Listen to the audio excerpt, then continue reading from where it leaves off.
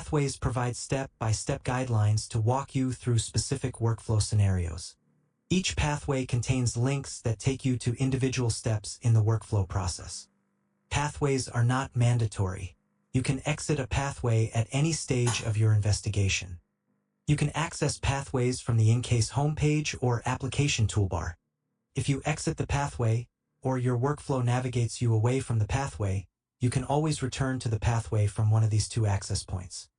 Upon installation, users are provided with two predefined pathways that will assist them to create a full investigation, preview and triage the evidence.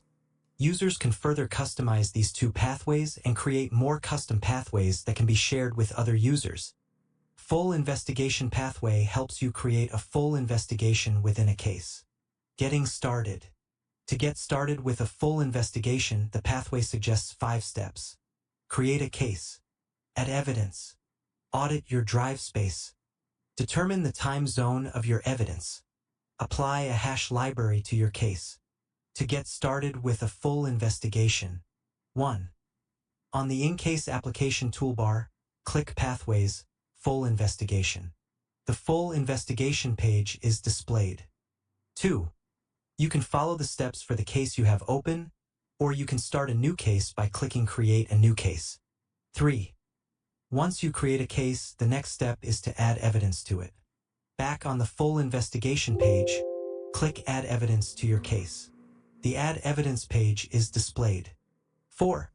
Click the appropriate link and follow the instructions to perform any of the available Add Evidence actions. This must be done before any processing is done on the evidence. 5. After evidence is added, the next step is to audit the space of all devices in the case. This must be done before any processing is performed on the evidence.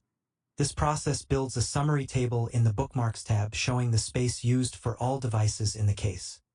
Additional tables are built in the Bookmarks tab for each device, to account for all space on each drive. 6.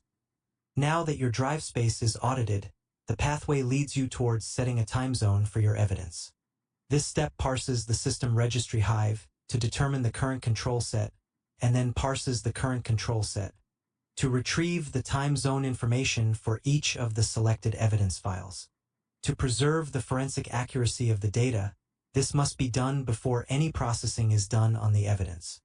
On the full investigation page, click Determine the time zone of the evidence. 7. On the full investigation page, click Apply Hash Library to your case.